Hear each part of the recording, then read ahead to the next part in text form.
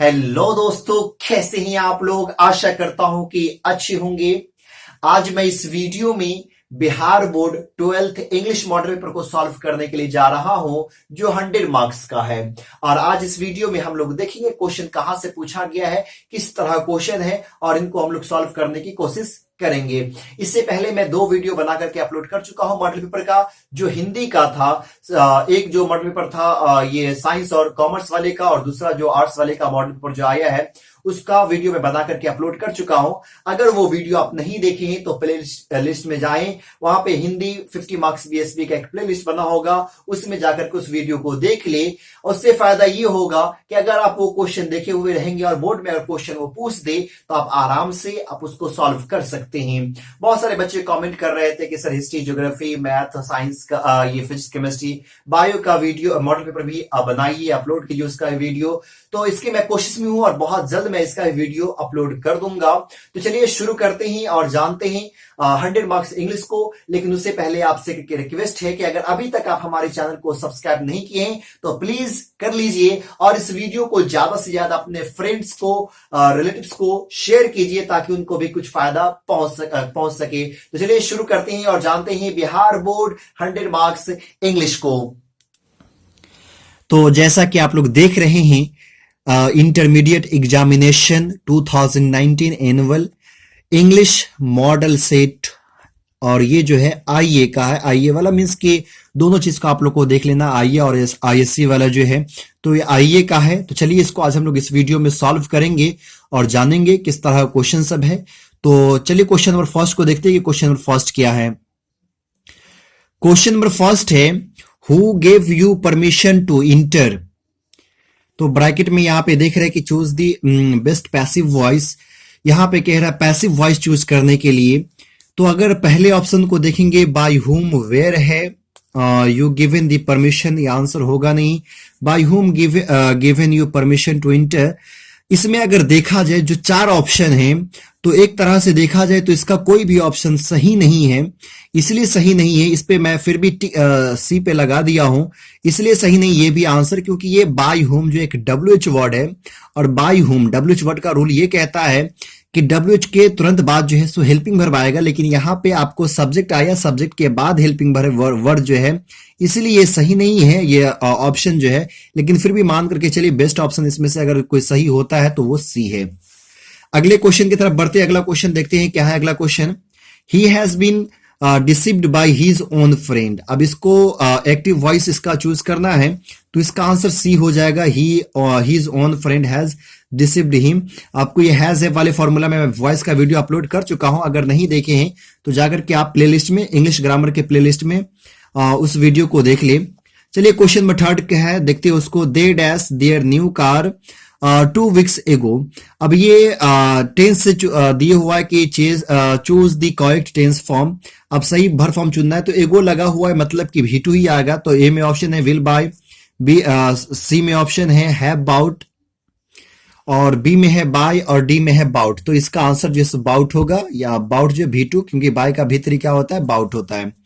अगला क्वेश्चन देखते हैं। What dash you doing when I met you, choose the best option.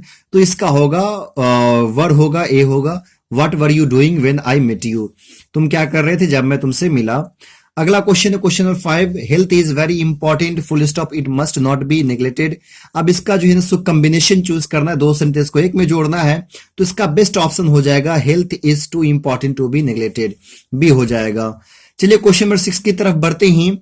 Dash you lend me your book, इसमें सही modal axis verb कह रहा है चुनने के लिए, तो इसका सही जो ऑप्शन हो जाएगा वो क्या हो जाएगा, विल हो जाएगा। यहाँ पे विल इसलिए हो जाएगा क्योंकि पोलाइट रिक्वेस्ट कर रहे हैं, और पोलाइट रिक्वेस्ट के लिए विल का प्रयोग किया जाता है। चलिए आगे चलते हैं क्वेश्चन नंबर 7 पे। I dash a letter to her yesterday. अब इसमें चूज द करेक्ट फॉर्म बोल रहा है चूज करने के लिए, तो यहाँ पे क्या हो जाएगा, रोट हो जाएगा, भी टू है कि नहीं, पास्ट में है, यस्टरडे है पास्ट में, तो इसलिए भी टू हो जाएगा, रोट। अगले क्वेश्चन की तरफ बढ़ते हैं। क्वेश्चन नंबर 8 है, Socrates said virtue is its own reward. अब इसमें सही ऑप्शन चूज करना है, तो इसका सही ऑप्शन जो हो जाएगा सी हो जाएगा। सी इसलिए हो जाएगा क्योंकि ये यूनिवर्सल ट्रूथ है, और यूनिवर्सल ट्रूथ में हम लोग को वर्ब चेंज नहीं करना रहता। वर्ब को पास्ट में नहीं बल्कि जिसमें वर्ब है उसी में छोड़ देना है। चलिए अगला क्वेश्चन है, क्वेश्चन नंबर 9 देखते हैं। He asked me whether I had finished reading the magazine. इसका सही ऑप्शन चूज करना नरेशन से, तो इसका सही ऑप्शन क्या हो जाएगा? बी हो जाएगा। आगे है you will get used to dash early morning walks, तो इसका सही ऑप्शन जो हो जाएगा वो टेक हो जाएगा। अगला क्वेश्चन, क्वेश्चन नंबर 11 है I use to dash to be cinema a lot, तो इसका सही ऑप्शन हो जाएगा I use to go to, है कि नहीं? मतलब कि पुराने अर्थ को इंडिकेट करने के लिए यूज टू का यूज होता है, तो इसलिए इसका आंसर सी हो जाएगा। Have you heard her dash a joke, अब यहाँ पे इसको मीनिंगफुल एक्सप्रेशन का चूज करने के लिए, तो ऐसे तो देखा जाए तो ये टेलिंग होगा, लेकिन बेस्ट ऑप्शन अगर मान करके चले, अगर टेलिंग नहीं है तो यहाँ पे जो है ना टू टेल चूज कर सकते हैं। चलिए क्वेश्चन नंबर 13 की तरफ बढ़ते हैं। 13 क्या है? तो क्वेश्चन नंबर 13 कह रहा है dash he surprise the door was open, मतलब टू हीज सरप्राइज। इसका सही आंसर ए हो जाएगा, प्रीपोजिशन से है। अगला क्वेश्चन कह रहा है the cat jumped dash the chair, तो इसका सही ऑप्शन जो होगा वो ऑन टू होगा। इनसाइड या ऑन टू या एट नहीं होगा। ऑन टू का मतलब पर होता है, लेकिन ऑन टू का यूज थोड़ा अलग है।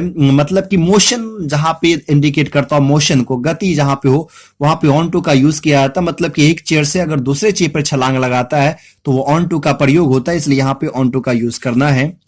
अगला 15 में कह रहा है it is a painting dash a famous painter, मतलब कि it is a painting bye a famous, क्या हो जाएगा? पेंटर, मतलब कि बाय, इसका आंसर हो जाएगा।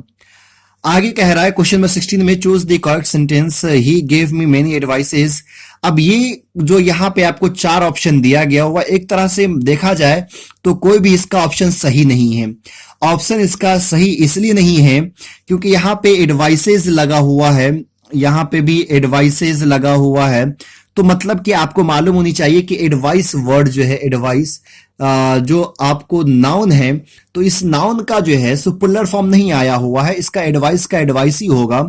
तो सब में एडवाइसेस किया हुआ है, तो इस तरह से सेंटेंस को अगर देखा जाए तो फिर ये सही नहीं है। इसमें भी देखिए he gave me many advices, he gave me advices many, he gave me many advices, तो ये तीनों आपको गलत सेंटेंस है। तो he gave me many pieces of advice, ये सही आंसर हो सकता है और ये सही आंसर है, ये चल जाएगा। और एडवाइस में जो पुलर फॉर्म, बहुत सारे बच्चे जो है ना सो ये सब पे टिक लगा देते हैं, ये सही नहीं है क्योंकि एडवाइस का पुलर फॉर्म नहीं है, तो आपको यहाँ पे डी इसका आंसर सही हो जाएगा। चलिए क्वेश्चन नंबर 17 में बढ़ते हैं। चूज द करेक्ट ऑप्शन, इसमें सही ऑप्शन सेंटेंस चुनने के लिए कह रहा, तो इसका सही सेंटेंस जो है सो ए हो जाएगा। आगे बढ़ते हैं और आगे देखते हैं क्वेश्चन नंबर 18 क्या है। इसमें भी सही सेंटेंस कह रहा है चुनने के लिए, तो यहां पे इसका सही आंसर क्या हो जाएगा? बी हो जाएगा। ही केम हियर ऑन फुट, मतलब कि पांव से जब आते हैं यहाँ पे, बाय फुट इसलिए नहीं होगा क्योंकि बाय जो है ना सो हम लोग जब ट्रेन बस वगैरह से आते तो फिर बाय का यूज करते, यहाँ पे ऑन फुट हो जाएगा। क्वेश्चन नंबर 19 है कि I am tired of dash waiting, ये हो जाएगा इसका answer. Question number 20 I don't feel like doing it, मतलब कि इसका आंसर डी हो जाएगा 20 का। 21 में देखते हैं she like dash many questions eight press conference, तो इसका आंसर जो है ए हो जाएगा, बीइंग आस्क्ड। क्वेश्चन नंबर 22 है I don't like to go movie this afternoon. अगले क्वेश्चन की तरफ बढ़ते हैं। It's Thursday today, tomorrow it dash Friday, तो आप सबको मालूम होनी चाहिए क्या हो जाएगा? Tomorrow it will be Friday. अगला क्वेश्चन है person who rarely speaks the truth is dash, मतलब जो कभी कभी सही बोलता हो उसको हम लोग क्या कहते हैं? जो सच बोलता हो तो लायर ही कहेंगे, मतलब झूठा इंसान ही कहेंगे। अगला क्वेश्चन में 25 है I don't think Rajesh is dash to lift this box, तो इसका आंसर जो है सो मेरे अनुसार से बी हो जाएगा।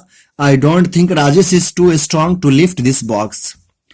अगला क्वेश्चन है question number 26 find the correct spelled word, तो आप सबको मालूम होनी चाहिए कि लाइवलीहुड का सही स्पेलिंग क्या होगा, तो क्वेश्चन नंबर 26 का आंसर जो है सो ए हो जाएगा, सही आंसर है। और 27 में भी सही है, स्पेलिंग कह रहा है, सही मीनिंग चूज करने के लिए कह रहा है, तो इसका साइकोलॉजिकल जो है मतलब कि सी इसका सही आंसर हो जाएगा। चलिए क्वेश्चन नंबर 28 की तरफ बढ़ते हैं। क्वेश्चन नंबर 28 है जूही डैश ब्लू स्कर्ट टुडे, तो मतलब कि इसका आंसर क्या हो जाएगा, डी हो जाएगा। अगला क्वेश्चन टेंस से है। ये क्वेश्चन जो है टेंस पे अगर आपको कमांड है अच्छे से, तो बिहार बोर्ड का वैसा पैटर्न आने लगा है कि आप आराम से जो सब क्वेश्चन को सॉल्व कर लेंगे। तो टेंस पे टेंस को अच्छे से पढ़िए, अच्छे से कमांड लाइए टेंस पे, ताकि क्वेश्चन आराम से जो सॉल्व हो सके। चलिए question number 29, the phone is ringing can you answer it, तो मतलब कि इसका भी आंसर क्या हो जाएगा, डी हो जाएगा। और 30 का आंसर है आई एम डैश प्रिपेयर्ड, तो आई एम फुल्ली प्रिपेयर्ड हो जाएगा, इसका आंसर बी हो जाएगा। चलिए क्वेश्चन नंबर 31 को देखते हैं। 31 अब यहां से आपको बुक सेक्शन का शुरू हो रहा है, बुक से क्वेश्चन सब है। The sentence civilization is the mode of conduct which point or to the main path of duty is form, मतलब कि ये जो लाइन जो है ये कहां से निकाला गया, किस चैप्टर से निकाला गया, तो इंडियन सिविलाइजेशन एंड कल्चर से। अगला क्वेश्चन है Bharat is my home is written by, तो भारत इज माई होम जो लिखा गया वो किन के द्वारा लिखा गया, डॉक्टर जाकिर हुसैन के द्वारा लिखा गया हुआ है। अगला क्वेश्चन कह रहा है Dorothy L Sayers is a an dash, मतलब कि डोरोथी एल सेयर्स जो क्या थे, तो आपको मालूम है कि नोवेलिस्ट, नोवेल वगैरह लिखा करते थे। आगे कह रहा है क्वेश्चन नंबर 34 में Shiga Naoya is a dash short story writer, Shiga Naoya कहाँ के शॉर्ट स्टोरी राइटर है, तो ये जापानीज राइटर है, जापान के शॉर्ट स्टोरी राइटर है। चलिए आगे चलते हैं question number 35, Benji pants has rented their land to a man named, Benji के जो पैंट्स थे वो रूम को रेंट पे लिए हुए थे, उसका नाम क्या था, तो उसका नाम सेंडर्स था, है कि नहीं, सेंडर्स, जो 4 एकड़ जमीन जो भाड़े पे जो लिए थे, रेंट पे जो लिए थे और सालाना वो पैसा दिया करते, तो वो सेंडर्स से लिए थे। आगे कह रहा है पर्लेसबर्ग टाउट इन डैश यूनिवर्सिटी, पर्लेसबर्ग जो कौन सी यूनिवर्सिटी में पढ़ाए थे, तो चाइनीज यूनिवर्सिटी में जो ये टीचिंग किए थे, चाइनीज यूनिवर्सिटी में पढ़ाए थे, जहां पे उनका पालन पोषण हुआ था, थी तो किसी और देश की, लेकिन वहां पे पालन पोषण हुआ और वहां जो है सो इनका ये मतलब ये चाइनीज यूनिवर्सिटी में वो पढ़ाई किए थे। अगला क्वेश्चन 37 है Anton Chekhov began his literary career by writing, मतलब कि जो ये जो एंटन चेखोव जो है अपना एंटन चेखोव जो है अपना ये जो शुरुआती जो है लिखने का जो शुरुआत किए थे साहित्य में, वो कौन सी चीज से, ड्रामा से, शॉर्ट स्टोरी से या नोवेल से, तो इसका सही आंसर जिसको क्या हो जाएगा, शॉर्ट स्टोरीज हो जाएगा। चलिए आगे चलते हैं अगले क्वेश्चन पे। The line oh feeble is man's power is from correct option, मतलब कि ये जो लाइन दिया हुआ द लाइन ये ओह फीवल इज मैन्स पावर, ये लाइन कहां से लिया गया हुआ, किस चैप्टर से लिया गया हुआ, तो आपको मालूम होना चाहिए लाइन जो है sweetest love I do not गो से लिया गया हुआ है। दोस्तों मैं आपको एक बात बता देना चाहता हूं कि ये जो लाइन निकाल करके दिया गया हुआ है ये एग्जाम पैटर्न के लिए बहुत टफ हो जाता है। पोएम से जो निकाल करके देता है, ऑब्जेक्टिव में भी देता है और साथ साथ में जो है ना सब्जेक्टिव में भी रहता है सॉल्व करने के लिए, तो ये एक टफ हो जाता है। तो इस लाइन को कैसे पहचाने, जब तक आप पोएम को लाइन बाय लाइन याद नहीं करेंगे तब तक आप सेंटेंस को पहचान नहीं पाएंगे। तो इसके लिए मैं एक जो है सो स्पेशल वीडियो अलग से बनाऊंगा जिसका नाम रहेगा ट्रिक्स, मतलब कि ट्रिक्स के जरिए से कैसे हम पहचान सकेंगे। और बहुत ही वो एकदम सिंपल ट्रिक्स है, 6-7 वर्ड हर एक चैप्टर में है। अगर उस ट्रिक्स को आप याद कर लेते तो आराम से हर एक सेंटेंस को जैसा आप पकड़ लेंगे कि कौन सा सेंटेंस किस चैप्टर से जैसे लिया गया हुआ है। तो वो ट्रिक्स का वीडियो मैं बहुत जल्द अपलोड कर दूंगा ताकि आपको जो है सो वो आसानी हो जाए एग्जाम में और आराम से सेंटेंस को पहचान करके जो है सो वो लिख दे। तो ये sweetest love I do not go लिया गया हुआ है। Leaves of grass is collection of poem by, तो लिव्स ऑफ ग्रास के द्वारा किन के द्वारा लिखी गई किताब है, तो आप सबको मालूम होनी चाहिए वाल्ट व्हिटमैन, जो 1855 में प्रकाशित हुई थी, जो फर्स्ट एडिशन था, और 1892 में लास्ट एडिशन था। अगला क्वेश्चन 40 कह रहा है whispering neighbour left and right is form, ये कहां से निकाला गया और फिर ये लाइन पूछ दिया तो ये now the lips are falling fast से निकाला गया है। अगला क्वेश्चन है Lamia and Hyperion are written by, ये दोनों किताब किन के द्वारा लिखी गई है, तो ये दोनों किताब जॉन किट्स के द्वारा लिखी गई है। अगला क्वेश्चन है question number 42 Machiavelli the cat is full of, तो डिसीट हो जाएगा, मतलब कि बड़ा धोखेबाज ये बिल्ली था। मैकियावेली आप लोग पढ़े होंगे तो शायद मालूम होगा। अगला क्वेश्चन है snakes were seen among dash in my grandmother's house, मतलब कि स्नेक कहां देखा गया था, किस चीज में, my grand mother house chapter में जो है। तो यहाँ पे बुक्स होगा, मतलब कि इस बुक्स में वो चर्चा करती है कमला दास कि घर में जो अपनी दादी माँ के साथ रहती थी तो बहुत सारी किताबें देखने को मिलती थी जो जब बहुत छोटी थी। तो वो उसको देख करके डर लगता था, जैसे कि किताब सांप को देख करके डर लगता है, मतलब कि उनको पहले पढ़ने नहीं आता था तो वो किताबों को देख करके डरती थी। तो यहाँ पे बुक का मतलब बुक में वो सांप जिक्र हुआ है। चलिए अगला क्वेश्चन है, the line here lies a most beautiful lady. ये फिर ये लाइन निकाल करके दे दिया गया हुआ है। तो ये लाइन कहां से लिया गया हुआ है? इन एपिटाफ से लिया गया हुआ है, here lies a most beautiful lady. अगला क्वेश्चन है question number 45, the development of dash has was helped by the introduction of the printing technology. तो आप लोग को मालूम होगा the development of modern English हो जाएगा। अगला है Untouchable and Coolie are written by. ये दोनों किताबें जो है किन के द्वारा लिखी गई है? तो आपको मालूम होनी चाहिए अनटचेबल एंड कूली जो लिखा गया है मुल्क राज आनंद के द्वारा। तो इसका सही आंसर जो है सी हो जाएगा, M.R. आनंद, मुल्क राज आनंद शॉर्ट फॉर्म यहां पे दिया हुआ है। Hamlet and Othello are written by. तो ये दोनों किताबें जो लिखी गई किन के द्वारा? विलियम शेक्सपियर के द्वारा लिखी गई है। 48 में कह रहा है dash will be one common language for use. तो आपको मालूम होनी चाहिए कॉमन लैंग्वेज यूज के लिए है वो कौन सा है? ग्लोबल स्टैंडर्ड इंग्लिश, जिसको मॉडर्न इंग्लिश भी कह सकते हैं। और क्वेश्चन नंबर 49 और 50 का आप लोग आंसर खुद से देने की कोशिश कीजिए। हालांकि इसमें मैं टिक लगा दिया हूं, लेकिन 50 में मैं टिक नहीं लगाया हूं। आप लोग जो है इसका आंसर देने की कोशिश करें, सर्च करने की कोशिश करें। द वर्ड ड्रामा, ड्रामा कहां से लिया गया हुआ है? और ये रोमांटिक रिवाइवल जो है ये किससे एसोसिएटेड है? तो ये दोनों आपको जवाब देना है।